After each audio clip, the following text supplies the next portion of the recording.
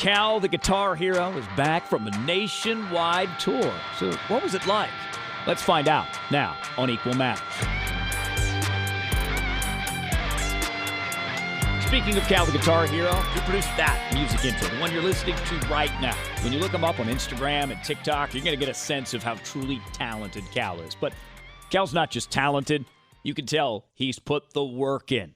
That's why he's now Cal, the Guitar Hero. Today, you're going to hear about Cal's journey through music, how he fell in love with the guitar, forming his first band, then linking up with his current band, the Color 8 Band. Cal and the Color 8, based here in Phoenix, where I live, their music and their influences are incredibly diverse, and their sound is incredibly unique. You're also going to hear about them today and so much more. But I do have to tell you, the Color 8 Band puts on one hell of a live show.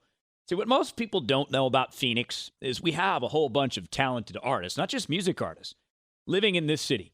And if you live here, you can find it if you seek it out. Cal is part of that scene. We're a new city, and our culture is expanding thanks to these phenomenal group of talented, brilliant kids. I mean, kids to me, at least, as a 45-year-old. As mentioned, Cal did just get back from touring the country with an artist named Anice. Now, Cal played guitar for him for 6 weeks across 26 American and Canadian cities. He joins us now on Equal Matters. If I asked you, Cal, to sum up the experience of going around this country and playing your guitar, what would you say? Man, I would say this is awesome. Like, I mean, it really opens your eyes to, like, how many things there are in the world and, like, how you can get very just, like, complacent. And just, like, you know, be comfortable with, like, oh, you know, I'm here. It's my hometown. I'm used to going to this grocery store and doing this and just having your normal little rut. And, like, when you break away from that and you're like, oh, I'm in a new city every day. I'm meeting new people every day. And I'm doing what I love in these new cities is just, like, made me. And then seeing all these new things, places, food. I was just like, man, there's so much more in the world to do. Like, you should never be complacent because there's so many things you haven't seen in the world. One of the things I love about you is your attitude. So I want you to rewind the clock for me because you told us a story. You were on Mike Russell and my podcast, The Brewmans, that you were on a boat in Arizona, and this event happened to you. And at such a young age, it caused you to realize, dang, life is fragile. Connect the dots for me on that event and how you started playing guitar. I know they're not directly related, but it started you on this path to live this life that Cal, the Guitar Hero, wants. Yeah, definitely. Yeah, like you said, like, you know, before that, near-death experience, I was just like, before I was just very cautious, you know, like just like everybody is. I just like was too scared to maybe talk to that girl, or I was too scared to like dress a certain way. I didn't want to be made fun of. And like after that random experience happened, I was just like, wow, you know, we don't know, nothing's promised, you know, we don't know how long we're going to be here. So I was just like, I need to make the most of every day and not have no regrets. I said, I want to leave this earth with as less what ifs as possible. So as much things that I could do with my own hands, I wanted to be able to do it. So that's when I started stretching my ears, getting tattoos, dressing the way I wanted. And then, you know, when I got into rock music through Guitar Hero, the video game, and I started getting into, you know, rock artists, you know, like Jimi Hendrix and Red Hot Chili Peppers and all the classic Metallica, and seeing like how they would dress on stage. Like Slash would be on stage in just his underwear, and I was just like, man, if he can do that, then I could wear whatever I want, you know, if I'm a rock star. So it really, music and that event just helped me just be more of myself, you know, like I always had it. I just was scared to put it out there for everybody to see. So it just encouraged me to just be more confident in myself and not care what anybody thought. Near-death experience, what was it and what was it like in that moment? Man, it was, you know, we were on, like you said, we were out on Lake Pleasant on a boat, and it was a malfunction and the boat exploded, like just randomly. Like I was on there with me, my dad, my brother, my best friend, and we were just going to have a night out. You know, we're going to stay the night out there on the boat. It was going to be cool. You know, we're driving out, about to look for the perfect spot. You're at what age around this point? I was 17. I was 17. The summer I was going to be senior year. And we're driving, and the last thing I remember my dad saying, like, you could change the radio if you want, because he was playing some music and some music that he Like, liked. Dad, this stuff's old. Yeah, he's playing some old people music and stuff. Marvin Gaye. What is this, Marvin Gaye? Right, like put something else on. And that's the last thing I remember before I woke up. And then the boat was just smoking, and it was just all on fire.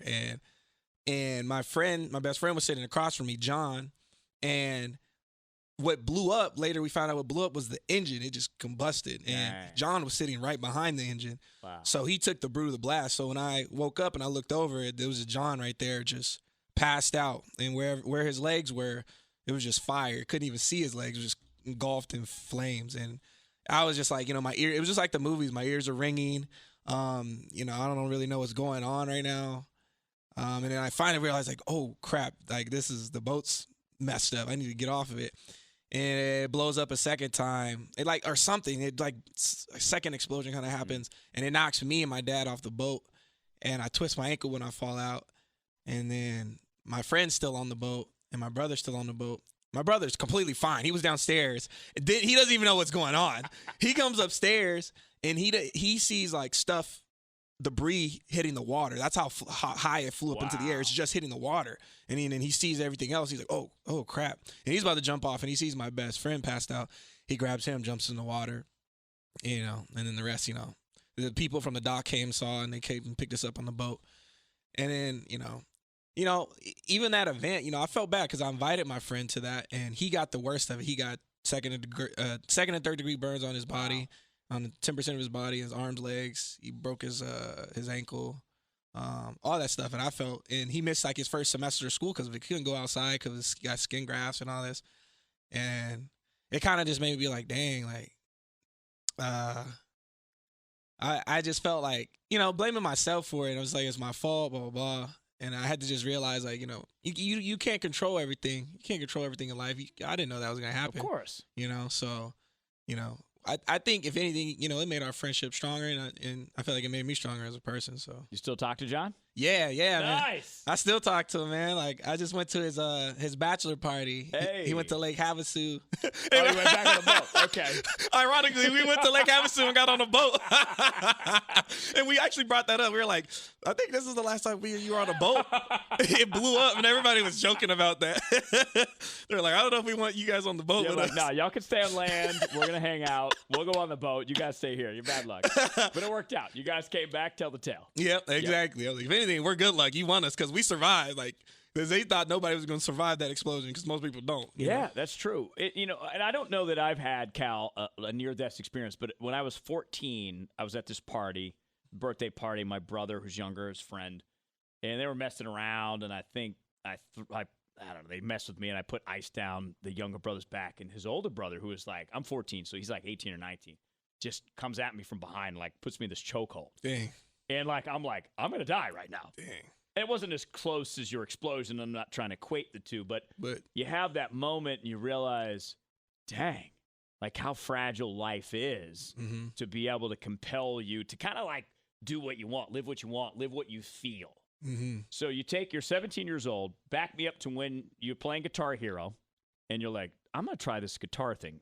It's younger than you were 17, right? Mm-hmm. Yeah, I was like 12, 13. Okay, so you've got the video game, you pop it in. Do you remember the song that you were playing on Guitar Hero? You're like, all right, I'm going to pick up a real guitar.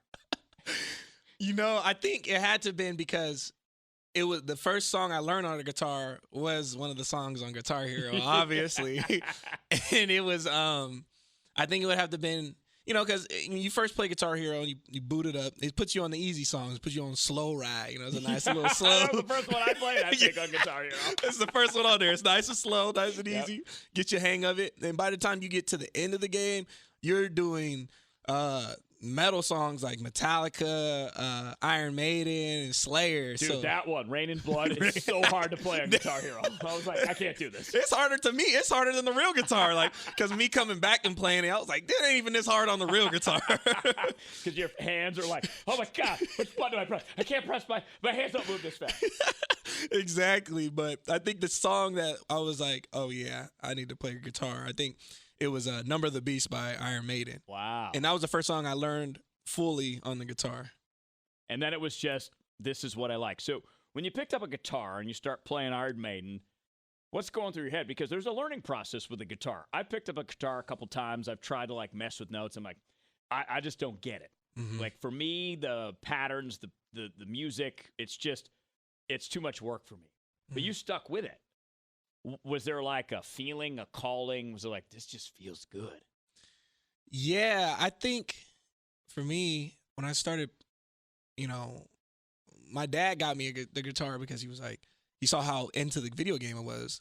And I don't know how I felt at the time. I was probably just like, oh, I don't know. But I was really into it at the time. So I was like, yeah, let's do it. And I think Guitar Hero really prepped me, at least my motor skills, to play the guitar because it teaches you to hit this hand and do this hand simultaneously and to do something what is called hammer-ons, which is you play a note and then you use that remaining vibration from that note to play another note without strumming with the other hand. So I think those two techniques, I already kind of got the muscle memory in my hand. So when I started playing guitar, I felt like I picked it up easier than if I had no idea how guitar worked.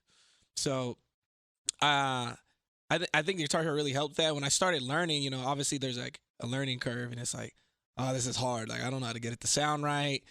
The notes are whatever. But then like I was going once a week to a shop.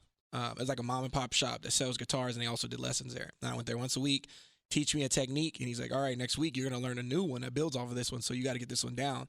So I think the motivation of that and like, I got to have this ready by next week or I can't progress really helped me push it. And I remember I would get home from school and I would just play and just practice that one thing for like 4 hours. And I know my parents hated it because they just sounds awful. Yep, and it was electric guitar too, so I had the amp plugged up and shit.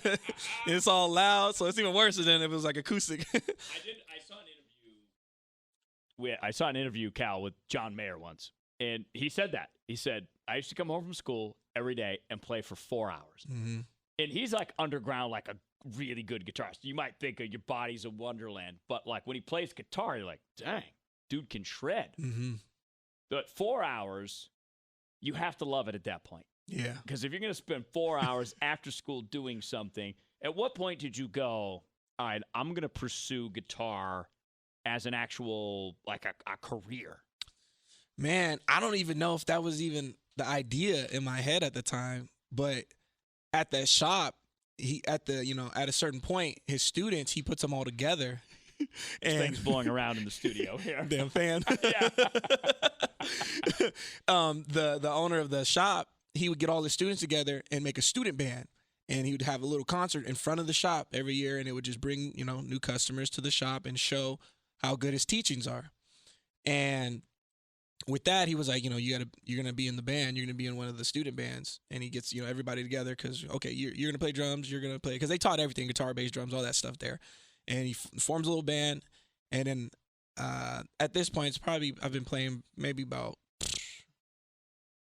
maybe like a year, maybe it's 6 months, 6 months or a year, and I played in front of that stage, in front of the shop, in front of everybody, and this is my first concert ever. This is my first time playing on a stage.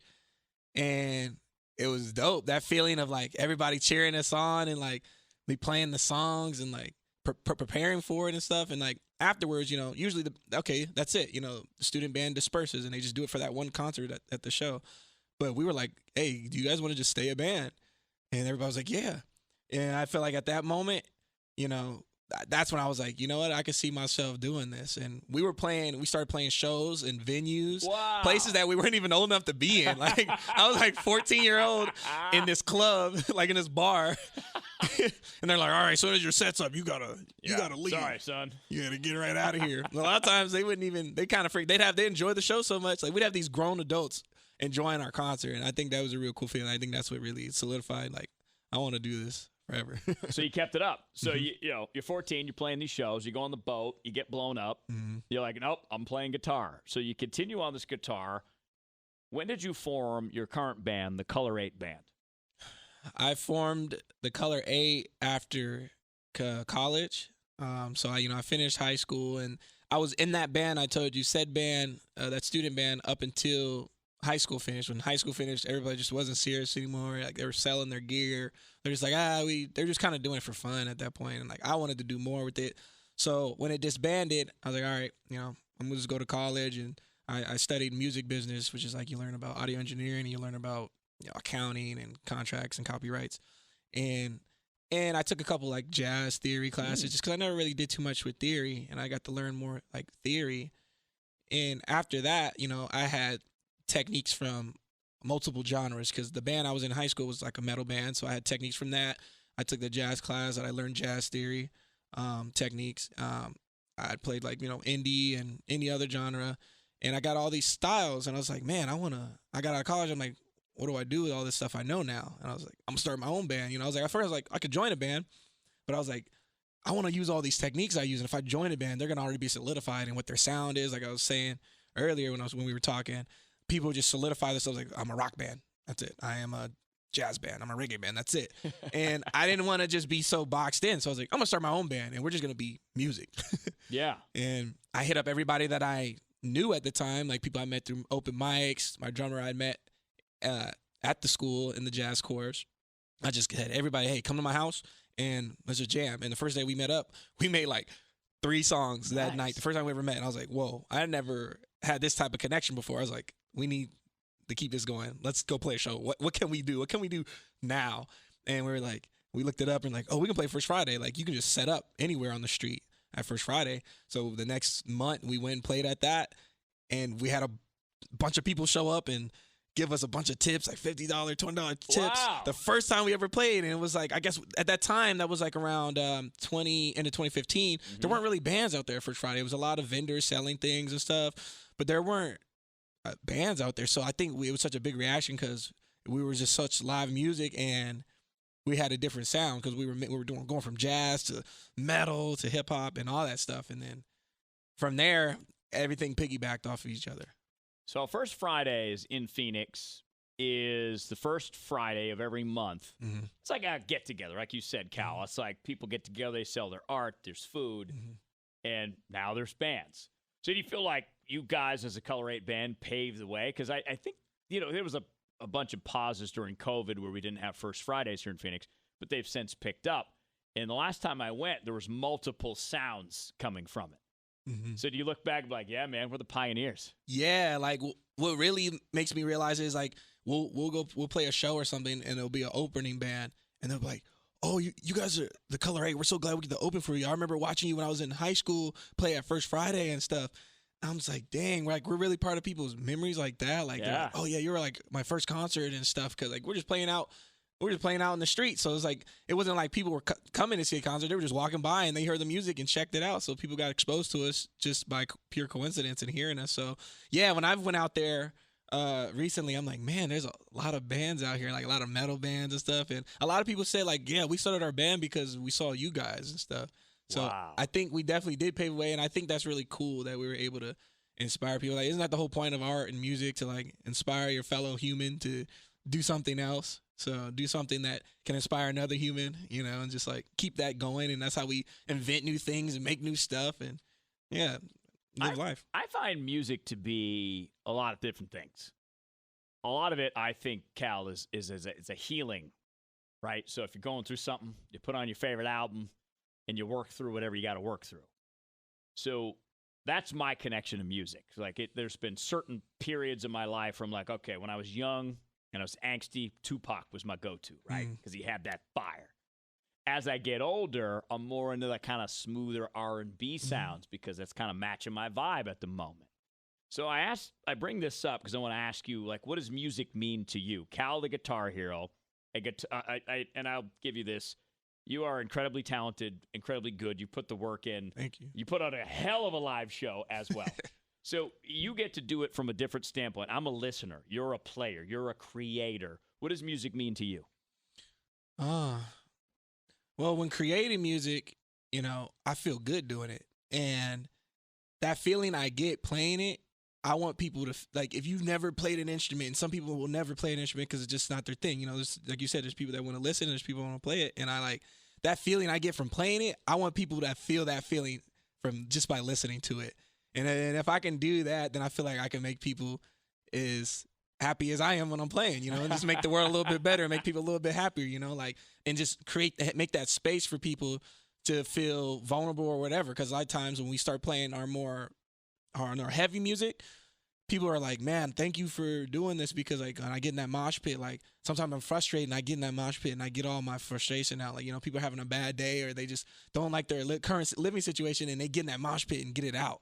And I think that's cool. I think that if we're a place for you to, an outlet for you to get out your anxiety or whatever and make you feel better and not take it out on somebody else or something. I mean, I guess some people might argue you are taking it on somebody else in the mosh pit, but every mosh pit I've been in, though, people have been incredibly nice. You fall down, they pick you up. They pick you right back up. They're like, got you, man. There's a whole etiquette with the mosh pit. 100%. You pick them back up. You good? Okay. Push you again. Like, all right, let's go. Yeah. It's you meet the nicest people at the places that people think people aren't the nicest. Like a mosh pit, people think everyone's mean and stuff, but they're real nice. Like shooting range, people think everyone's gonna be like, gun mean, but I've met the nicest people at shooting ranges. Right. Like I've met a guy like, oh, you want to? This is my gun. This is a special gun. You want to shoot this gun? Here, shoot my gun. Shoot. I meet the nicest people at places you wouldn't expect. So for me, music is like a place to heal, because like you said, for you it's for healing, and I feel like those people getting their anxiety out, they're healing. I feel like in a way. So I feel like it's a way to make people feel better, essentially for me, and that's how I feel listening to music and playing music. I don't think music has to be on a deep level. Like there is deep music and poetic music, like Kendrick Lamar and J. Cole and stuff. But there's also music that's just fun. That's just like you just listen to it because it's fun and make you feel good. You don't even know what the words are. Well, this is funny. I should turn the microphone on, but people ask my top 5 list of MCs, because I'm a huge hip hop fan. Mm-hmm. One guy was put on there was Shock G from Digital Underground. And everybody's like, why? Because he's fun. And he knew his role in hip hop. And he says, look, you got Pac, you got Biggie, you got all the socially conscious stuff. Hip hop ultimately is a party. I'm the party guy. Yeah. So I appreciate that, because it's a different set of parameters for what a genre can be. You guys, as the Color 8 band, bust through all of that, because you got some hip hop, you got some rock, you got some R&B, you got some reggae kind of vibes. How do you mesh all of that together, and how do people vibe with you if you're trying to pull from 4 or 5 or 6 or 7 different genres? Well, I realized, like me, I listened to a bunch of stuff, and through playing shows, I realized, and just through just seeing things on the internet, a lot of people listen to multiple genres now. Yeah. Like everybody isn't so solidified on one thing. So I was like, there's got to be a lane for this, a wave for this. So when we started mashing up genres, I just started to see like the similarities and like which genres I see similarities in. And I took like hip hop for example. Like hip hop, like it can be like it can be real gritty. Like the rap stuff is real gritty. They use a certain like tone, like a certain like minor. There's patterns in it. There's patterns in it. Like I was telling you about patterns. There's certain keys and stuff they use, and then in metal they use similar keys, and they'll use the same like minor like gritty type of notes and keys. So I was like, if you just took this hip hop song instead of the 808s and drum beats and swapped it for guitar and live drums, it's the same. So like I just just swapped out the main instrument for hip hop and replaced it with rock and stuff, and it worked out. And then like R&B and jazz are one thing that go really well together already. They're very much are together, and we just took the real jazzy stuff and put some R&B stuff on it and see the similarities in it and make like a poppy jazz song. And yeah, so I just checked the similarities in the genres and tried to put them together, and whatever worked, and whatever didn't. But like at the shows, I noticed like we had all different types of people. Some people were like, okay, you could tell they're hip hop heads, and then these people are rock heads and are here for rock. But then like but then if they're just here for the rock and they're just here for the hip hop, they sit through our whole set and they hear all the different genres we play, and then they end up getting exposed to stuff they didn't realize they liked. They're like, oh, I guess I do like rock, and the rock guys are like, oh, I guess I do like hip hop, and then they all meet up together and we have this eclectic crowd of people that never would have been exposed to each other before. Brings people together. And I'm like the old guy. I went to see the Color 8 band about a year ago, and I'm like the old guy, but it was great because everybody was welcoming, energy was awesome, and it was hella fun. So music theory, when I go back to that, is that how you combined all of these genres? So going through, first of all, what is music theory? Music theory is the official way, like in the 1700s, when they were writing music down, they realized like, oh, there is a scheme and pattern an algorithm of a sort you can follow. And if you followed music theory, you could be like, okay, if I'm starting on this chord, then theoretically I can go to this chord, or this chord. And you go there, and then from that chord, you need to you need it to transcend. It's like a whole phrase, a full phrase. It needs to do this, this, this, and then end at the end of it. And that's what theory essentially is. Music theory is. It's like a code you can just follow. And I think if you follow it to a T, your music's just gonna sound like everybody else's because that's what it is. But I think you can use it as a basis to help you like get out of a box if you're like, because if you only know what you know, like music theory can help you break out of it and be like, oh, you can actually do this kind of chord or this kind of chord. So I think with theory, I didn't use it so much to connect the genres together, but more so to just learn new things I could do just in general. And with the genres, putting them together, it goes back to patterns. Like I was just like, oh, like, well, I could just play this chord, like the way I would blend stuff. I would listen to a hip hop song and then I would try to find, I would listen to a hip hop song with no guitar, no nothing, no instruments on it, and try to put instrument on it. So I'm like, okay, what chord would I play for this chord on the guitar? And because every song, whether there's no instrument, it's in a key, and that key has, it's a progression, and there's a progression of different notes. So I just figured out chords and played along to them and played the melodies and copied the melodies of the vocals. And I think that's I just recognized the patterns in that and put them together like that. Do you feel like you have a natural talent, Cal, for this, or do you feel mostly that it was learned, or is it a combination of both? I think it's a combination of both, like, because I know they say like some people are talented or like, oh, you're so, some people just got it, right? Like they just got the talent, and some people they just practice and put in a lot of work. I think, it has to be a little of both, maybe, like, like I think my love for music is the reason why I was able to, put that many hours in a day on practicing it. I'm just well practiced. I think I was really practicing things and exposed myself to everything I could, and that just made me, more diverse in my playing style. So, I think just being exposed and training my ear, like the way you practice. I think the way you practice, because some people just practice. If you just practice the scale, do do do do do do re mi fa sol la ti la do. If you just do that, you're only gonna just get good at that. You gotta like put it into context, like play that scale on a song, put a song on, find that scale, find the key where that key is in that scale, play it, and then I think that's what I did. I would challenge myself and expose myself that way, and I think that's why I've been so. But isn't that the hard part, challenging yourself, because there is a spot where you say, I'm pretty good at this. I'm just going to stay still. Mm-hmm. I don't want to put the extra work in.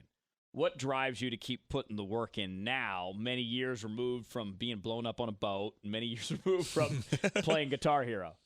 Man, what makes you want to get better, because like in guitar, it's very easy to get to a plateau, and it's just like it's hard to get past that plateau. Like all the basics, and it's like maybe you're like intermediate, and you're like, it's get to that advance is so hard, like to break through it. But it's like what inspires me to get better is like when I have an idea in my head and I can't bring it out on the guitar, I'm like, I need to practice more. I haven't put enough in, or if I feel nervous, because like the only time, people ask me like, do you feel nervous before a show? And most times I say no, because I'm well practiced and I'm good. It's like a test, right? Like if you have a math test and if you haven't studied for it, you're gonna be nervous. You're like, I don't know. But if you practice and you studied everything, you're like, I'm gonna ace the test. You're not nervous. So I see it that way. Like I'm not nervous because I'm practiced. The only time you're gonna be nervous is if maybe you didn't rehearse the songs or practice songs, but I know them and stuff. So. Same with giving a speech. I always recommend people when they ask me, what do I do? Like, really focus on that first 5 minutes, because that's going to be nervous. Mm-hmm. If you can really practice those first 5 minutes, the rest will just flow. Yeah. So probably you, like, all right, practice that first song you're going to do, get it going, and then the rest is good because you're practiced. Exactly. Like a lot of times, like with my band, we don't even have a set list ready. We're just like, oh, what's the first song? What's the first song going to be? And we'll just figure it out from there. And I think that's kind of why I'm probably not nervous either, because like, it's not like we have this rehearsed thing, like we're going to do this, and then we're going to do this thing in the middle, and then we're going to do this, and we're going to talk about this here. Like there's too much pressure, because you're like, oh, you have this expectation of, okay, I'm going to do this and do this at this time and this time. But then when you're just like free forming, just like, we're just going to do whatever we feel in the moment, then there's no expectation. It's like whatever happens ends up happening, and you can't let yourself down really in that aspect. And you're adaptable. Yeah, you just adapt to the moment. If something happens, if something happens in the crowd's not vibing, you're able to change it up. If something happens where maybe something stops working, like maybe my guitar messes up, I know the band, everyone else is gonna know how to keep going because we know how to just adapt. Right. And you guys have been playing together for a long time, so you kind of have each other's kind of vibe to it. So let's fast forward now to this nationwide tour you just went on, which is pretty dope because this is literally over a month, like a little over a month? Like 6 weeks. And how many cities? I'm just scrolling through the list here. 26 cities 26. in 6 weeks. That's whirlwind. Yeah. Is this your first time doing something of that magnitude, like 26 cities in 6 weeks? I think this is a little more than what I've done, but I've done close to it with Futuristic. We did a tour with him, and that one was, about 5 weeks. But I think that one was more like 22, 23 cities. So we had a little bit more free time in that one, but this one was back to back. Okay, that's fantastic. So the artist is named Enis. Coincidentally, I saw Enis about a year before you toured with him. Just coincidentally, my wife has a friend named January who works for a music label who knew Enis, was coming into town at the Van Buren where you guys played.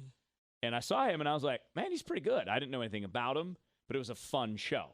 How did you and Enis, Cal the Guitar Hero, link up? Well, the way we linked up was, I open up my Instagram and I get this message and it's from his brother / manager. His name's Salim. And he's like, hey, I don't know if you know this artist, Enis. He's going on this summer tour, and he needs a guitar player. Would you be interested in that? And I was like, yeah, I'm interested. I'm down to talk about that. And he's like, okay, I'm going to call you. FaceTimes me with him and Enis. And he's like, hey, what's up? I checked out, I seen the stuff on your page. It's really dope, and I want you to go on tour. I was like, how'd you find out about me? How'd you find out about me? And, this guy has like 1 million followers on Instagram. So I was like, how'd you even see me? Did you actually use Instagram with 1 million followers? How do you do that? Yeah, I don't even know. But he said he found out because he had an opener. He had an opener joining the tour with him, and his name's Michael Manelli. And I've done music with him and Futuristic. And so when he told Michael Manelli, I need a guitar player for this tour, first person he recommended was me. Wow. Because me and him have a song together, and he seen me play and all that. So he was just like, oh, I know a dope guitar player, and sent him my Instagram, and then I have a bunch of videos of me playing on my Instagram, so that's like my resume. As musicians, I always say, like, our social media is our resume. Yeah. If I didn't have any videos up, he wouldn't have anything to go off of. He'd be like, I don't know if I like this guy or not. When you play multiple styles, like on your Instagram or your TikTok, which you can find him at Cal the Guitar Hero, you have like hip-hop songs. You have classic rock songs. Everything in between. So an artist could look at you like Enis and go, okay, he's got mad skills because he can play anything. So that helps you. Yeah, exactly. I can go through and look through it and be like, yeah, he'd be a good fit. So then the call was just initially to see if we just have a good vibe, like on a personal level. And he got a good vibe from me from the phone call. So he was just like, let's do it. And actually what happened before the tour, he was like, I've got a one-off show in Sacramento. It's for a college show. I might need you for that too. But this sounds good, and let's talk more, because it was like, a month from that one-off show and a couple months from the tour. So that was like, all right, we have our interview. Now you have your audition. Yeah. And now you get the gig. Yeah, essentially. It was kind of cool. It worked out that way. So I'm like, okay, let me know if you're going to need me for that or not. Okay. And that was it. Didn't hear from him until about I don't know, 3 weeks later. It's a week from that's one-off show in Sacramento. It's like 4 days or whatever, or three days. He calls me like, hey, I'm gonna need you for that one-off show. Can you do it? I was like, how much music I gotta learn? He's like, 15 songs, like an hour worth. I was like, yeah, I can do it. Like 3 days. You gotta say yes. Yeah. You gotta say yes to moments like that. I'll do it, And I think, like I said earlier, exposing myself to like playing along the songs and figuring out chords of songs, I'm already seasoned to like learn music in a short amount of time. So when he sent me the 15 songs, he didn't send me like sheet music, and he's a singer. He's not going to send me like, he doesn't have the music where he's like, okay, here's all the chords for all the songs. He was just, here's the songs, go listen to them. And I just went and listened to them in those couple days and just listened to them back to back and learned them, and went and played the show. And after the show, he was just like, and when we got to the show, got the meeting, we got the chat, we had a vibe, me and his band. We played the show. It was a couple technical difficulties, not our fault. It was something just on the audio engineer side. Sacktown. Come on. Yeah, so stuff kind of messed up, but we kept rolling with it. I know how to keep going when stuff messes up. You act like it didn't happen, and I rolled with it. True that. And I think that he said that showed a lot. He was like, when it was not in your favor for this show. Like, you had a couple days to prepare for it. There was technical difficulties on stage, and you still put on a good show. He's like, that told him that I was able to be adaptable, and that's how tour is. A lot of times it's very unpredictable and unexpected. He's not. I'd be a great fit. So, like you said, that was the audition, and he was like, a couple weeks later, he was like, I want to officially offer you the tour. Nice. And then from there, it was history. So how does it work? Because you have a band. You're the guitarist in the Color 8 band. You're going to go away from your Color 8 band for 6 weeks. You're going to start, according to this list here, Anis's tour, you're going to start in Seattle, Washington on May 21st. Mm-hmm. How do you approach your band and say, guys, I got this tour? So I just like that. I just came up to him. I'm like, hey, I got this opportunity to play with the singer. I checked our calendar. We don't have any shows conflicting with it. It'd be a real good opportunity for me, for us. Like, I'll probably meet a lot of people. I'll be at all these venues. I'll meet all the promoters. It'll be just a good networking thing regardless, but it's going to also be good, good money for me and good experience. Mm-hmm. And with our band, we really promote, like, playing with other people. So, like, some people are really strict. Like, they treat it like it's like a what do you call it? Or we have strict rules. You can't go outside the household, right? Yeah, like this is, like a relationship where it's like a monogamous relationship. Like, this is it. Yep. You don't play with nobody else. You don't have no side groups, no blah, blah, blah. Like, we don't do that. We encourage, like, do have solo projects. Play with other people. Like, this is your home. This is the main thing. But you can go out because, like, you gain more experience and you can bring that back to the band and, like, have new ideas. Yeah. So we think it enriches the band by letting us go play as long as it doesn't conflict with our band. So they were like, yeah, go ahead and do it. So sounds like a good band, open-minded, let people go be creative and, just know where the home base is. Exactly. Well, think about you going on a 6-week tour, 26 cities. How many more people now know about Cal the Guitar Hero, which leads people to know about the Color 8 band? Exactly. So it just makes sense. So take me back to Futuristic. How do you know Futuristic? He's a rapper. He's based in Phoenix, right? Mm-hmm. So you guys toured with him. You did a 22-city tour. Compare that and how you got to know Futuristic versus this almost chance meeting because of a friend of a friend of a friend. Well, with Futuristic, we were playing at a local festival they do called Full Moon in Arizona, and they do it every full moon. Yeah, it's a cool kind of like rave. There's multiple stages. They have like a rave stage, they have a live band stage, and they have like a silent rave stage where it's just everybody wearing headphones. Yeah. So I'm in my own party. Leave me alone. Right, like it's so funny seeing everybody just dead quiet. Sound. You're like, what are you dancing to? Yeah. Oh, yeah. Yeah, and we got offered to play there, so we're like, yeah, let's do it. And we went and played there. And he so happened to be there because his DJ had a set there, and he was just there. And he stumbled across our set, and when we got off, he was like, yo, you guys are dope. I've been looking for a band to go on tour with me. Do you guys want to do it? We're like, yeah. Okay. Heck yeah. And you want to pay us? Nah. Okay, I'm still going. Yeah, we're going anyway. But no, we got paid. Of course, you got to get paid. Yeah, but it was a great opportunity. And like you said, that was such a trickle effect till today because us meeting Futuristic, playing that tour, led to me playing with that artist, Michael Minnelli, which led to him shouting me out to Anis, to me playing on tour with Anis. Funny how that works, isn't it? Yeah, and then who knows what I get from this Anis tour. I can't see into the near future, but some opportunity I'll get in the future would be because of this tour I did with Anis. And that's funny. I've been doing a lot of reflection lately in my mid-40s, midlife crisis, whatever you want to call it, Cal. But I realized I had a moment like that. So when I lived in New Orleans, and Hurricane Katrina happened, and I lost my job because of that storm.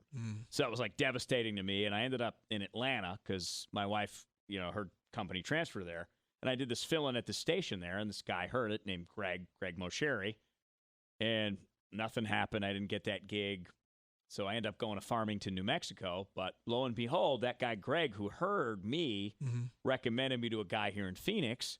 And that was my first door opening to move here to Phoenix. Dang. So it's kind of funny how those chance encounters happen, and then you don't know the dividends until maybe a year later. Yeah. 5 years later, whatever the case may be. Even with Mike Russell, wasn't he filling in at first? Yep. and then he got offered the official to be the official host. Exactly right. So that's like the same thing. Like, and that kind of goes to like when people ask me like advice, like, oh, like how did you get started and how did you start touring and playing shows? And I tell them just say yes to every show. Like say do multiple shows and be consistent. Don't fall off. Like just keep consistent playing a bunch of shows because one thing builds off another. You don't know who's there. And that's how we got started. And that's how we got all the opportunities. It was just from we played a show, someone saw us there, they asked us to play another show. We played that one, and it just kept piggybacking. Success starts with willingness. Yeah. That's that yes you were talking about. That's just it. Like, I was like, what happened to me? I'm like, you didn't say yes. Yeah. I did. And guess what? Opportunity knocks when you show up, right? Exactly. That's awesome. So, okay, you do your 22. What is your main takeaway after going on the tour of Futuristic? 22 cities, 5 weeks. Doing that. Was that your first big tour? Yeah. That was my first big tour. And, it was like on a big tour bus and all that. And, it was like beds, like 9 beds on it, nice. Kitchen, lounge room, like TVs. Doing that one, it just made me I remember like when we got off of that tour, it made us realize like that we had never played to that many people that didn't know who we were back to back. And we got the same response at every city. Really? Yeah, they didn't know who we were. We're just this band that was playing before Futuristic and playing with him.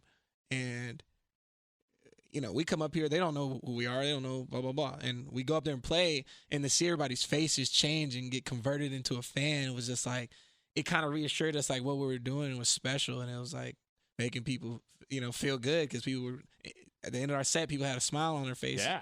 And they're cheering. So, like, that made me realize, like, we got something special and we need more people to hear it out of our state. Like, that made us realize, because, like, we played in our home city and played the home state and played for other people here, but it was like, they can be kind of biased because, like, they're people with friends and family and people we know.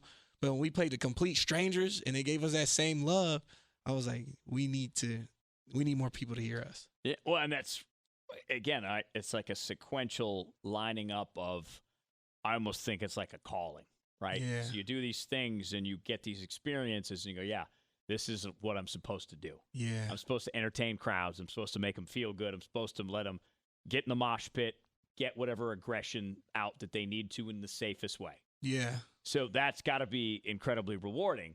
So when you guys got back from your tour of Futuristic and you get together as the Color 8 band, that conversation, you're like, we need to do this more. We need to get out of this, out of our we don't want to be a local band and just stay a local band. Mm-hmm. Yeah. Exactly. Like in Juice, he's like, oh, you just local. You just local. I love that Juice. Like me growing up, that was like my favorite movie, 92. And you're like way younger than me and you still know Juice. That's oh, you local. What? You local. Uh-huh. But he ends up winning, doesn't he? Exactly. Until they accuse him of murder and all, in the movie. I know. I hate that part of the movie. I was, damn, he was doing so good. He was about to win. Exactly. And like, his friends messed it up and shit. Way to go, Pac. I know. Yeah. They make him the bad guy in a lot of stuff. They do. Like he plays it so well. Yeah, he's good. He's just so good at being the bad guy. Like Above the Rim, he's a bad guy. Oh man, so good, so good in that one. Even so all good. those movies I grew up with. That was like 94 Above the Rim. I had the soundtrack. Oh really? Mm-hmm. Dang, yeah. Oh, yeah. I like all those classics. I don't know who got me into it. Maybe my parents did, but yeah, probably because your parents are like my age. So, but that's a good question. Before we get back to the tour in the East, who do you get inspiration from? What artists, either past, current, anywhere in between, that you look back like, yeah, that person is what I need to learn from? Well, when I first started, when we first started learning guitar, you kind of don't have your why or your reason or like what you're doing. You're just kind of learning guitar because you think it's fun. But then when you start learning more about the artist and their background and you see interviews of them, it kind of, you see like their purpose and reasoning and things they did that, changed, revolutionized the music they were playing. And like for example, for me, like Jimi Hendrix did a lot of things that changed the way music was seen and heard. Like one major thing he used to do was feedback, which is where you get your guitar and get it real close to you put a high gain and put it real close to the amp. And he got this feedback. And before, people didn't like that. It's a bad sound, right? And it typically, a lot of times, it will sound bad in high frequency. But he did it in a way where he would start the song off with it real soft and like build it up. And he would use it in his solos. He'd have high gain in his solos, and you'd hear all that feedback. And it ended up changing the way people did music. Now people wanted high gain and, you know, and stuff like that. And even the way he played chords, he was left-handed, so he held his guitar with the other hand. And so the way he would play chords, he played them not how people normally play them, because usually you would play with all your 4 fingers and you have your thumb in the back holding the neck of the guitar. But he would use his thumb, he'd put that thing over the neck and use it to hold down the root notes of the chords. And they were the same chords, but he was able to get different notes into it because he was relieving one of his fingers to play those chords with his thumb.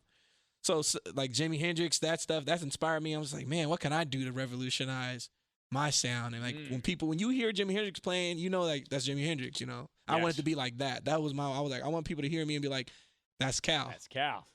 Yeah. That's cool.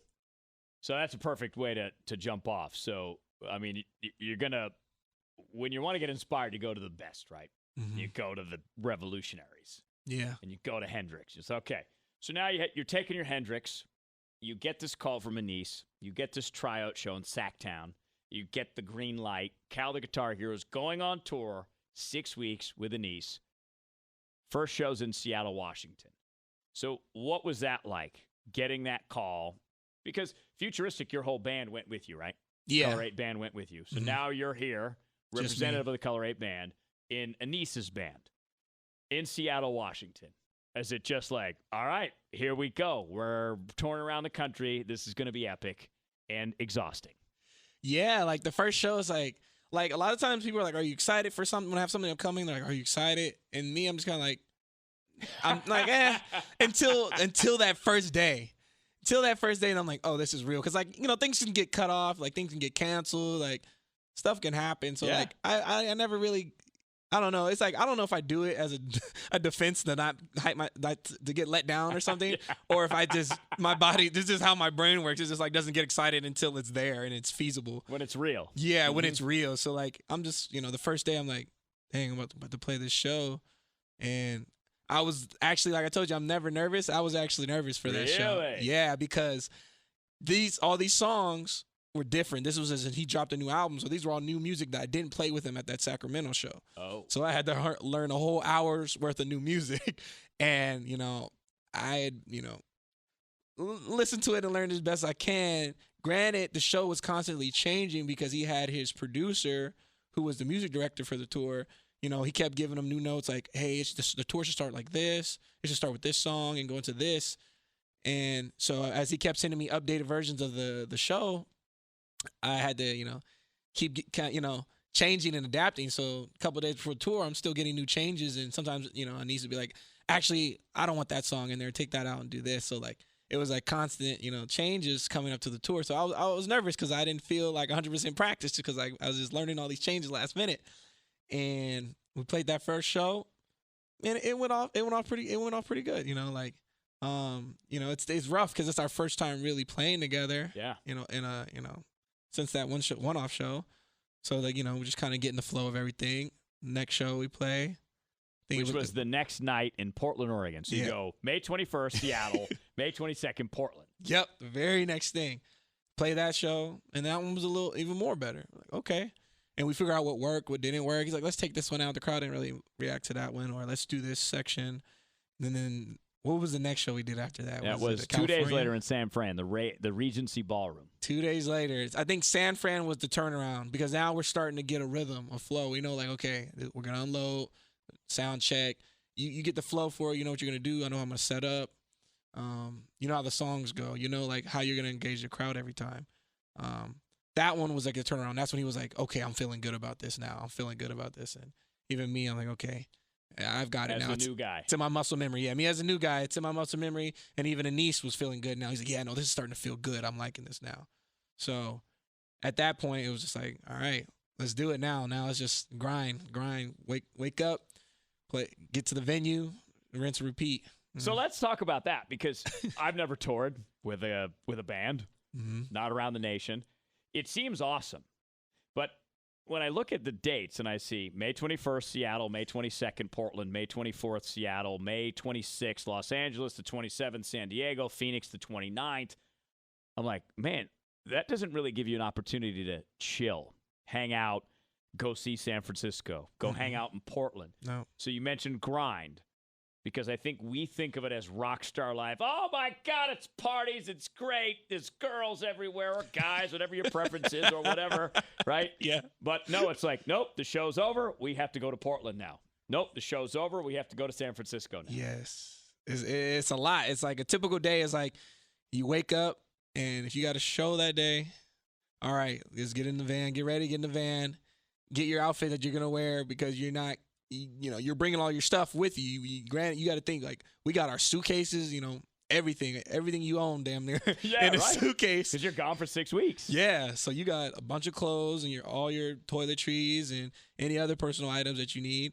You got to get ready, take all that, put it in the van, and be ready because once you get to the venue, you got to it's go time. You got to unload the trailer, take all your gear out, put it on stage, sound check, get everything sounding good. Once you sound check, then you'll have a little bit of free time. But with Anis, he had a VIP package where he would do an acoustic set before the show. So I had to stay close by to do that with him. Then once we did that, then I got a little free time. Okay, get something to eat before the show starts because you don't want to be doing a show off of no food. Forget it. Yeah. Especially that's the way you perform. Like you spin around, you jump around, you're doing all these crazy things. Sweating. Oh yeah, you working. Yeah, I got a good workout up there. So I'm like, that's usually the time where you get to explore the city a little bit. You get to find some food. Like what's local? Just sometimes I ask the venue, the staff at the venue, what's good around here? What's this area known for? Go there, try some new food, cool. Go back, get in the green room. The opener goes on, kills the set. And then it's our time. We go up there, play the show, get off stage. Maybe it's an hour set. Wait for the encore. They ask for the encore. Go back out there, do the encore.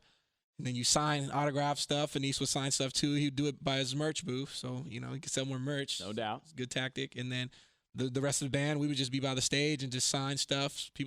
You'd be surprised. People sign anything. Like, sign my shoe. Like sign my. I got the Guitar Hero Nike right here. Yeah, like I've signed people's bodies. Like sign my arm, sign my other parts. The joys of being a rock star. Yeah, exactly. So that part is true. Yes, exactly. So what city stood out to you? Actually, before I ask that question, so let's see. 1, 2, 3, 4, 5, 6 date was Phoenix, Arizona, your hometown. Sellout crowd at this place called the Van Buren. Mm-hmm. That had to be dope. That was. And it was even more dope because he let my band open up for that show. Oh, yes. We got to open up. So I pitched it to him like, hey, my band is in Phoenix. So, if you want it, I kind of said it joking, like if you needed an opener, I could open. And he was like, oh, really? You would do that? He's like, oh, yes, I would love for you guys to open.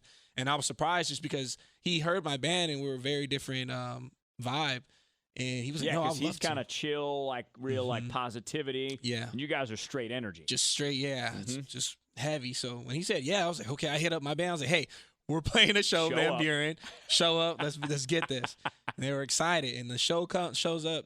The show day comes, and we're about to open up for him. And I'm a little like I don't know how it's gonna be because his crowd, is like the music he does, and we're a totally different kind of style. So I'm like, what if they don't vibe with us? Like, they might not vibe with this at all.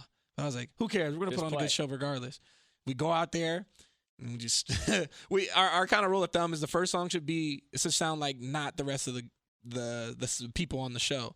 So if we're playing a show and like everybody's like R&B and jazz, we're going to start in your face with like metal, loud. If the most of the people on the set are hip hop, then we're gonna start with let's start with some jazz or something different, and we try to just like catch people's attention because like if you go to a show, a lot of times promoters try to make all the artists go good together, right? And so, but until that ends up being like you just kind of everything kind of sounds the same and all the bands start the same. So when we do something that sounds totally different, it catches people's attention. Like wait, who is this? Who's on the stage? So and it's true to who you guys are as the Color 8 band. Yes, exactly. We're always trying to play different stuff. So we went out there and just played the hardest thing we could right off the bat and caught everybody's attention. And we got a big crowd. We got a good applause and cheers and interaction. We're like, do this.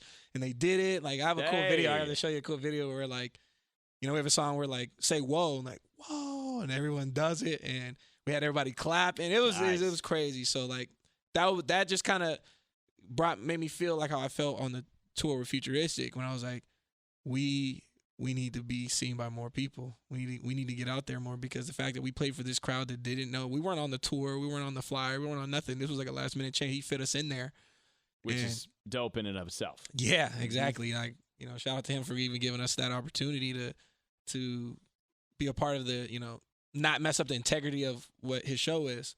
So for us to be able to open up and do that for a crowd that had nothing to know about us or even like our style of music was just reassuring that we need to keep doing what we're doing. No doubt. What is it like playing guitar that well in front of a crowd that's cheering and following on with your chants and your call-outs?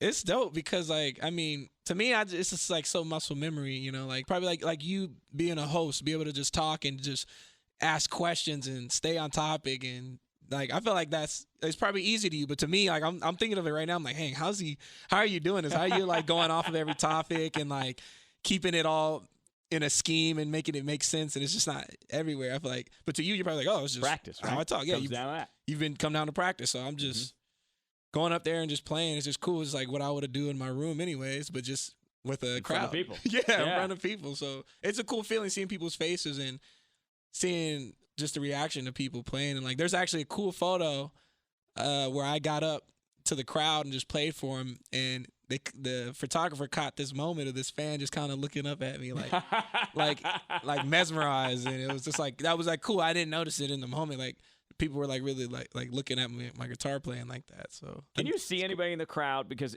sometimes I've been on a stage and there's lights and you can't really see anything other than the bright lights. Yeah, it depends how they have it set up, but typically if they have just the stage lights on us, you can see the first row, the people that are right there on the barricade. Yeah, and that's it. Everything else is just like a crowd of heads. It's just like a wave of people. But is that good or bad?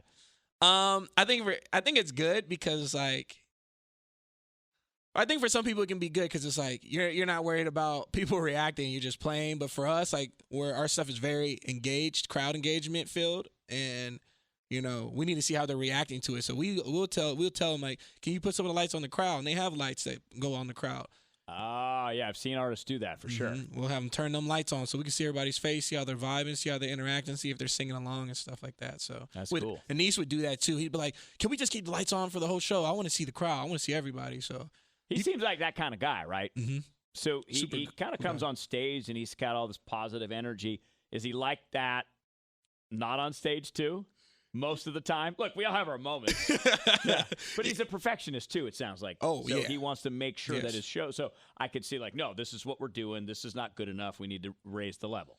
Yeah, no, he definitely was like that. Like, he was like, you know, I need more from you. He would do a little speech before every show. Like, yeah, he would like have us huddle up like Friday Night Lights, and he'd be like, look, I want you, Kel, go out there and do the best solo you can do. He's like, Janier, it was his drummer. He was like, I want you to do the craziest thing. Like, do something different. Do something different on the stage today. And, you know, like, really engage with them. They're here to see me, but they're here to see you guys too. We're all part of the experience of Anise. And he was very much a perfectionist. Like, he, to the point where after every show, we had an audio engineer that was traveling with us on tour, and they had a mixing board. Our own mixing board we were bringing too. So we weren't using the house one. We were using the house mixing board that was there. We were bringing Anise was bringing his own, and the audio guy was setting it up and using it every show so he could get the same exact sound at every show. So he's not reliant on, what some engineer did I get this place? Learned. Yeah, the engineer, right? And the engineer, the system. So using the same system, same mics and stuff. So, and with that system, he was able to record the whole show. So after the show, we'd be in the car. It's like 1 a.m. He puts the show on because he wants to hear what he could have did better. He'd be like, I like what you did right there, Kel. Do that more. Or he'd be like, dang, Dude, we're driving to LA right now. Yeah. Can we do this tomorrow? Yeah, he did it every show. And I'll say after a while, I was definitely like, can we just... You're like, man, I'm tired of listening to my own guitar, okay? Yeah, can we just drive in silence tonight? But no, he was that much of a perfectionist. So. Which is cool, right? Yeah. And to be able to be around that, I'm sure you picked up certain things that you can incorporate with the Color 8 band. It's okay, see how he did that, or I see how his audio engineer did this. And now you can take that.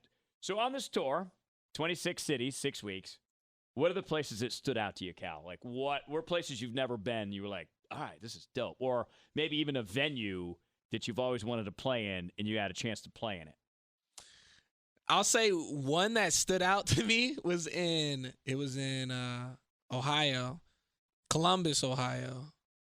The Bluestone. Yes. June 20th, 2023. Yes. The Bluestone is this like old cathedral church converted into a venue, and a lot of the stuff is still there. So like they still got the stained glass windows. They still got the like the wooden like kind of seats and stuff, but the floor, the downstairs is all standing room, and even where we were playing, like you could see like where they used to have the old what's the damn thing? The organ. The organ. Yeah. There was like a spot for the organ, and it was like we were up there. I was jumping off of there and stuff, and like Nice. that was a cool venue because I never played in a venue that was like looked like an old church like that. So that one was really cool. But like city wise, I would say Niagara Falls was cool because I had never been to Niagara I'm Falls. sorry, what, Niagara Falls? Niagara Falls. I went there once and I was like, all right, it's Niagara Falls. What Yeah. stood out about Niagara Falls? the city, because one, I'd never been to Canada. So I was on the Canada side, and I forget what they called that side, but it was a side where they had, it was like, it felt like Las Vegas kind of. Like they had this like amusement park. They had like roller coasters on top of the Burger King. They had like go-karts. They had a bunch of arcades. They had a big old Ferris wheel. And that we had a night off. Usually we don't have a night off. Usually it's back-to-back shows. But that night we had a night off. And they were just like, do whatever you want. And I had fun that day. I relived my childhood down there. And yeah. And you're right. Niagara Falls was kind of like the least of it. I was like, oh, okay. It looked bigger. I thought it would be bigger. Yeah, right. Like the American side's wimpy. The Canadian side, at least, is pretty good. Yeah. Like, all right, that's cool. Yeah. I was like, Yeah. Well, that's funny. Of all the places you went, because let's see. After Columbus, you went to Toronto, yeah. it says here. Then Detroit, Buffalo. So you're Buffalo at the end of June. So it's kind of like the end part of the tour. Mm-hmm, like half. Like Yeah, I mean, this in half. is. You're really right. So you did have so like Toronto to Detroit, you had like a 22nd to 25th. So that must have been nice too. Yeah. Because do you even notice where you're at a certain point? Because I could get going from place to place to place to place to place. Because I just drove across the country with my father and my brother, and I'm like, are we in Oklahoma? Are we in Arkansas? I don't know where we are right now. Yeah.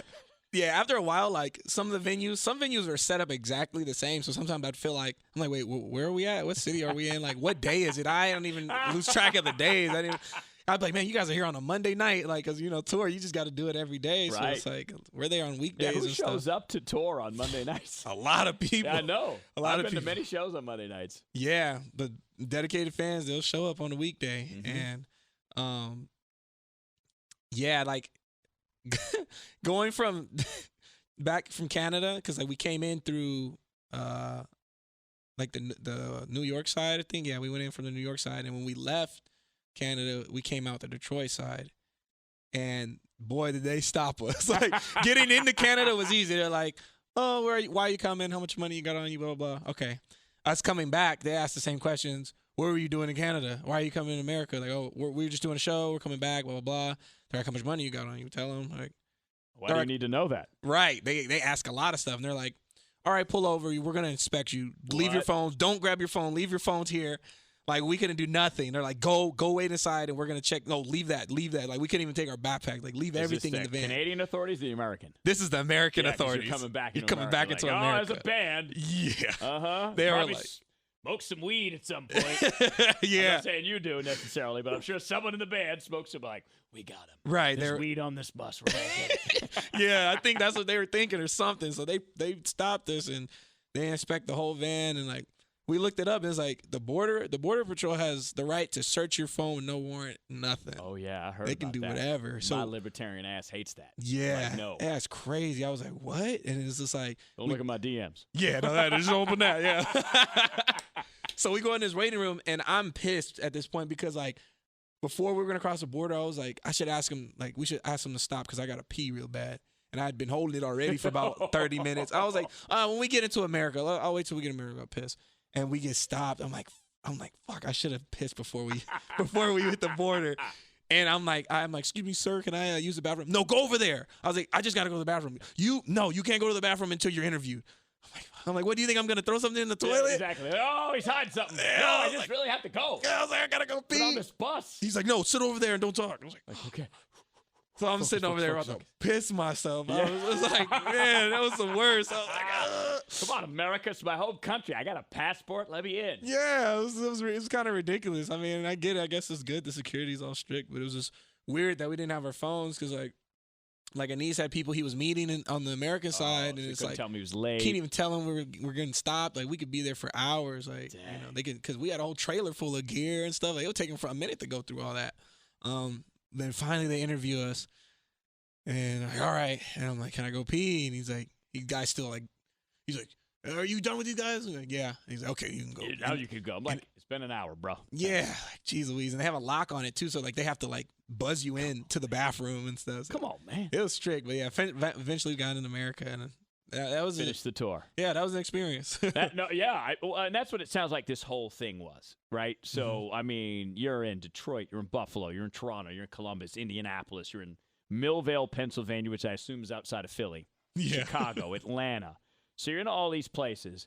How do you guys travel? Is this air? Is it ground? Is it everybody's together? We're getting on each other's nerves because we spent the last 6 weeks together. So it's that one. It's you crammed in one big old sprinter. Initially, the start of the tour, wherever the tour starts, this one started in Seattle. So we all get flown out to meet. We meet up, and then once we meet up, then we all just drive in that one 15-passenger van. It was a nice sprinter van. It was a Mercedes sprinter van.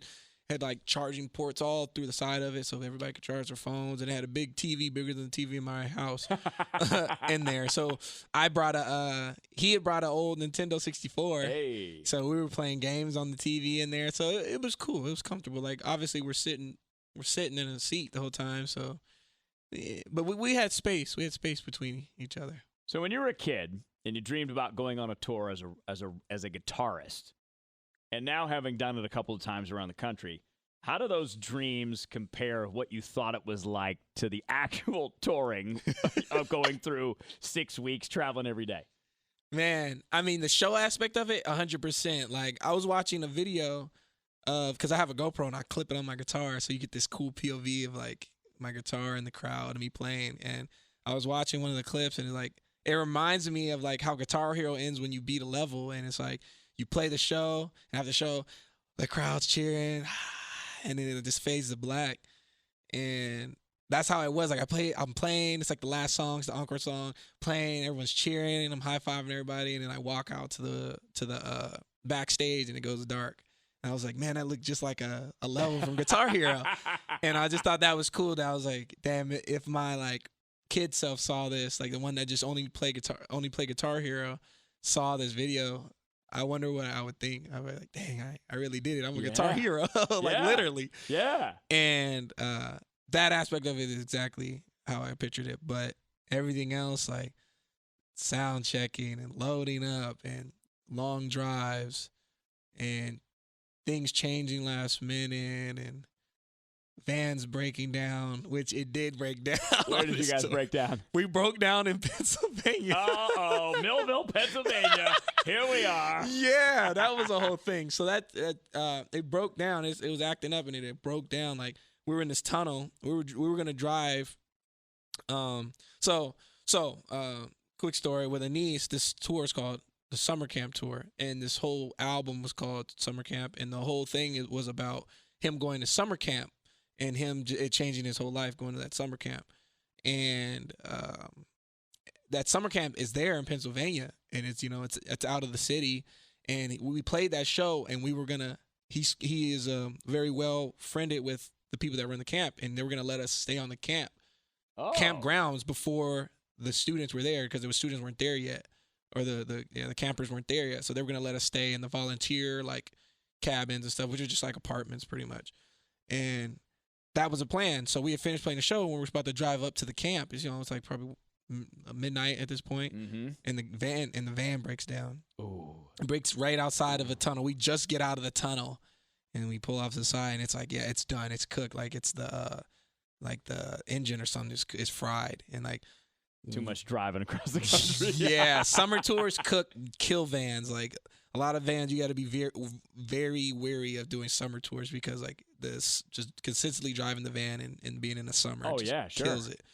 Well, that's kind of wild too, because if you think about the geography of starting in Seattle and you guys ended in D.C., Mm-hmm. But there's Philly, there's Boston, there's New York, there's Buffalo, there's Toronto. So you kind of start in the western part of the country, and you kind of come down, you kind of go through Phoenix, Houston, and then you go back up the East Coast through Toronto, and you end up back over to D.C. Yeah. So it's almost like this weird loop that you guys did. And then you're like, all right, I'm sure by D.C. were you guys like, I'm ready to go home. I want to go see my friends and my family. I want to go see my band. Yeah, it's definitely like, I was like, if I had to do more, I could do it. Sure. But like, everyone's definitely like, yeah, I want to just lay in my bed and just relax and like not have to get up and like, you know, you wake up and you're like, oh, I got to be somewhere. I got to get in the van right now. Yeah, like, right.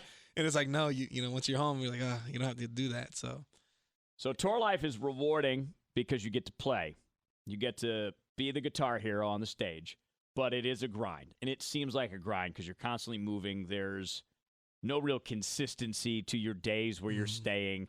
Did you guys have hotels, Airbnbs, beds to sleep in for the most part? Yeah, every night. But then like, as soon as you sleep. Sometimes we would just have an Airbnb just to sleep for a couple hours, and we would leave that morning. Like we would get out of the show, drive to the Airbnb, get there at like 2 or 3, and we'd have to leave by 9 a.m. So literally, we didn't even get to. Sometimes we were in some cool Airbnbs with like games and all that stuff, and we didn't even get to enjoy it. We were just there to sleep. Yeah. And then we just hop in the van and go to the next place. And for some artists, that's there's a pro and con to every career you choose, right? And it's like, is it worth it to you? Some artists, that stuff's not worth it. They don't. Some artists rather just be studio musicians where like they don't travel. They stay where they're at and they play where they play. But some artists are okay with doing that. Now he did ask me that, and he's like, "Are you okay with touring and being in a car and being in the same room with multiple people?" And I was like, "Yeah, I can do that." Mm-hmm. So for me, it's worth it, because like it's like a job. You have a job, you're like, "Oh, I like doing this, but man, I hate having to do this paperwork or something like that." It's always something you don't want to do. But if it's a job you like, it's worth it to you. Like the pros outweigh the cons for me totally. Absolutely. So what do you guys got coming up? So you guys as the Color 8 band, fresh off your tour, your tour with Anise, you're going to take your group, and you guys are going on a tour as well in the month of October. Where are you guys going? Man, we're going U.S. and Canada, so pretty much every major good thing city. you got that passport. Exactly. I'm ready to go. And this one to be cool because the Anise tour, we only went to Toronto, but in this tour, we're hitting Toronto and Vancouver. Yeah. And everyone in Toronto was telling me, like, Vancouver is so beautiful. They said, like, the landscape out there is really nice. So I haven't been over there, so I get to still see some new places still. Yeah. So, because I love to travel. I would love to get to all 50 states at some point. I think I'm at 39 now. I just went through 4 new ones as I drove across this country. So I'm like super pumped about that.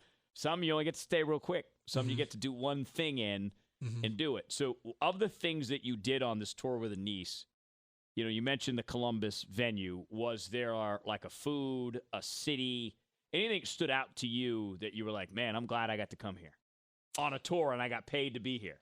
Right. Honestly, probably the coolest thing was when we were in Houston, Texas. So we stayed. His family has like this, I don't know what you call it, an estate or a ranch, like where like there's like 3 houses there, and 3 of his like aunts and uncles live in those houses, and they're like super far apart, and they have like a whole like farm in the back, like with cows, bulls, chickens. So completely goats. non-city, completely like Houston, but like country. Yeah, and that was like, I would say like, we did about, I don't know, 10 shows maybe already by the time we got to Houston. I don't know how many we had did, but it's been a grind. Quite a few, yeah. Back to back, maybe like 6 or 7, but. I'm looking at the list here. It's pretty, till we got to Houston. Pretty long. Yeah.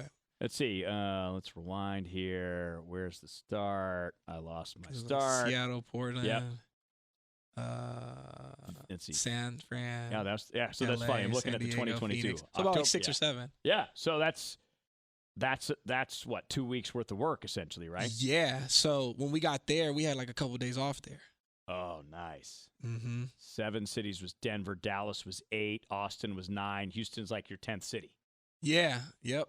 And then you went to St. Petersburg, Florida, which is, as you mentioned prior to coming on the podcast, that's a drive. A grind. Because I used to drive from New Orleans to my now wife's house in Ocala, Florida. It was 8 hours from New Orleans.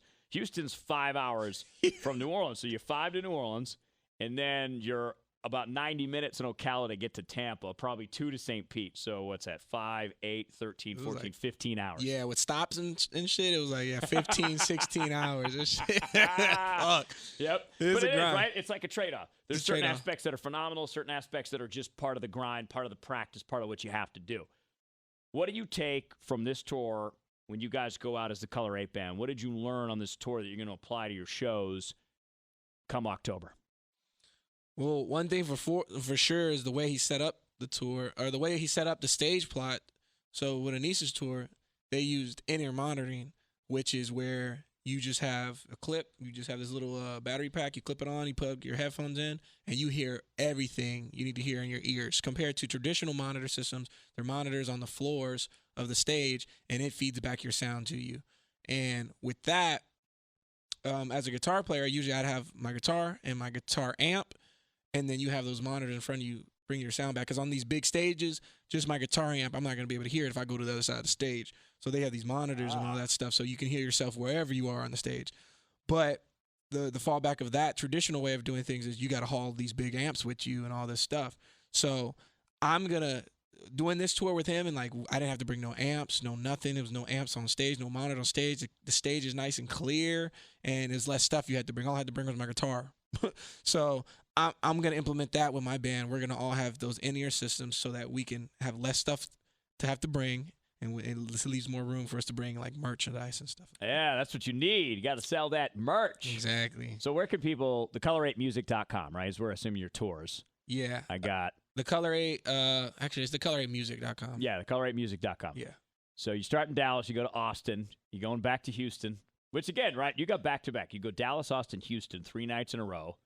Then you're in Atlanta 2 days later. Baltimore, which is a big jump from Atlanta. Philly, back to Boston. That's my home city, so that's pretty dope. Mm-hmm. And you got a couple of days in between. So do you have anything that you guys are planning on seeing as a band while you're out and about?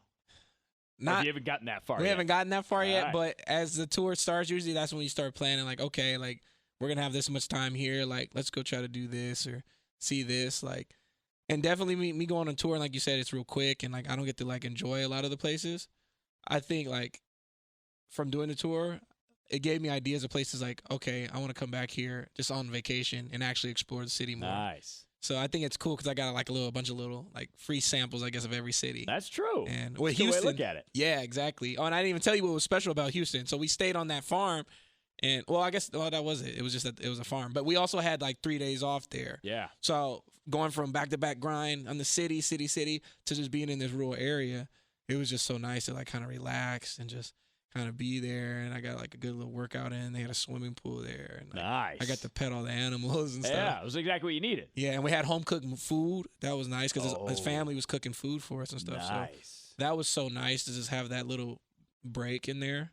Compared to just like, sometimes we're just eating gas food. Oh, yeah. Gas food station, fast food. Yeah. Circle K hot dogs. How many of those can you eat on a tour? Yeah, exactly. But I'll give you, there are some dope gas stations out there like Buc-ee's. I don't know if you know about Buc-ee's. I've heard of Buc-ee's. I've never been to one. Woo! Buc-ee's is like, it's like Walmart, but a gas station. It's huge. It's literally huge. They sell all kinds of stuff in there. They make food. They make briskets in there. They make this, I forget what it's called, but it's like a Hot Pocket, but with a hot dog in the middle with cheese. And that thing's super good. And like, that stuff's good, and there's places like Sheetz or Wawa's. I went to Sheetz on the way back here. Yeah, the 24-hour that you can just get food made whenever. Oh, it's great. So those were cool spots, but it was nice to have home-cooked meal, in Houston. But it's cool because you get to sample all that things. I'm looking at where you guys are playing in Boston, and you're playing in actually a great area on Commonwealth Avenue, right near the Charles River, Boston University. Fantastic. Heck yeah. A little bit jealous. Although it's October, it might be cold. I know. That's the thing. It'll be a little chilly. And then additionally, you are going back out with Anis, but you're going to fly across the Atlantic Ocean, and you're going to do a Europe tour. Yeah. So is this your first time in Europe? Yes. Dude, what does that mean to you right now looking at this? So you got a tour in October, and it goes into November a little bit, and then you're going to go basically to Europe. Yep, exactly. And with that, it just makes me think like a lot of artists that I look up to got big overseas in Europe. Like Jimi Hendrix, he got big in London and stuff in UK. So I'm just like, this might be my thing right here. Like once you hit international waters, crossing the seas, going over to a place I've never been at all. Like it's a whole different culture. and everything, like I'm excited. You know, I'm like things are really moving now. I'm like, this is what I'm supposed to be doing, traveling and making people feel better with my music. Do you know which cities in Europe you're going to yet? Yes, I'm gonna be in Italy. I'm gonna be in Paris, Oh, Netherlands, Germany, and UK. okay. Those 5, but that's gonna be like in a 2-week span. So it's gonna be a little more spread out per show because of, I don't know, that's just how Europe tours kind of work. They're more spread out. So do you look at this, and you look at this, the tour with Futuristic, your tour with Anise, your upcoming tour with Color 8 Band, and your upcoming European adventure with Anise. And if you look back at yourself and you remember yourself playing the Guitar Hero game, and you're now Cal the Guitar Hero, that's your name. Do you feel, I don't know, how do I want to word this question? How rewarding is it to have followed that path that was a calling for you to be where you're at right now?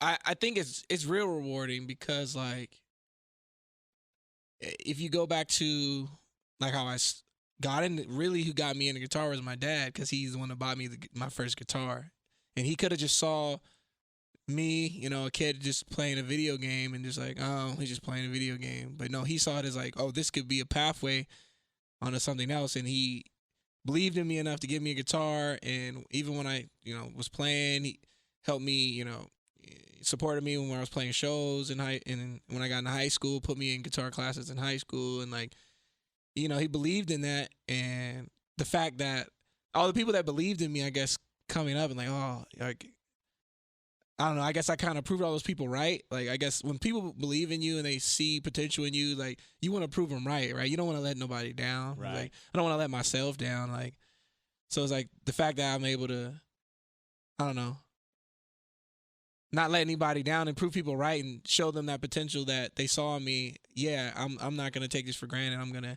use you guys as support and use it to get to where I need to be. It feels great. It feels great, and I feel like I'm still not where I want to be. Obviously, I need to get up there where, you know, I want to reach as many people as possible. So if everybody doesn't know who my name is yet, I haven't finished my goal yet. So I'm gonna always be striving for more. I like that. So how do people find out more about you, Cal? Where do you want people to go? Where do you want people to listen to your stuff? Color 8 Bound, Cal the Guitar Hero. Point us in a direction. Man, so you can find me anywhere at Cal the Guitar Hero, and that's Cal with a K-A-L. Don't spell it with a C. You ain't gonna find me. You're getting the wrong Cal. Yeah, but I'm not Superman. I mean, some people might think I am. With the guitar, for sure. Yeah, exactly. But Cal the Guitar Hero on all social media, on all streaming platforms, on YouTube, anything, you'll find me. Same with my band. You can find us anywhere at the Color 8 Band, and that's with the number 8 not spelled out. And you can find us anywhere on streaming with that.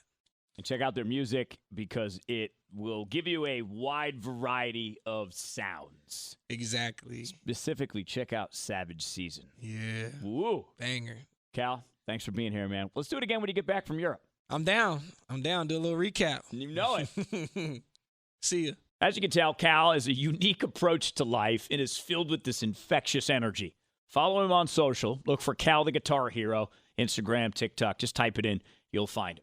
And I don't know, perhaps over the coming months, we'll get to know more about the Color 8 Band. They, too, have a tour coming up in October. You can follow them on social or their website, thecolor8music.com. That's the number 8, thecolor8music.com. Next week, a friend who had an amazingly successful radio career with 2 number-1 morning shows in Phoenix. It's like unheard of. Mark Devine will join us, most recently from Mark and Neanderthal on Phoenix's classic rock station, KSLX. Mark and I go back about a decade or so. We first linked up to host a weekend talk show. So it's been quite the journey for him and me. You'll hear what radio life is really like. So make sure you subscribe to Equal Matters. You'll get next week's episode easily and automatically. And if you wouldn't mind, please rate and review us. That does help spread the word. Sounds silly, but that's the truth. And the world is filled with interesting people. I'd love to see as many people find out about people like Mark Devine and Cal the Guitar Hero, as well as some of the other amazing people we've talked to so far, just because that in my life has been most enriching. My name is Rob Hunter. We'll catch you next time on Equal Matters.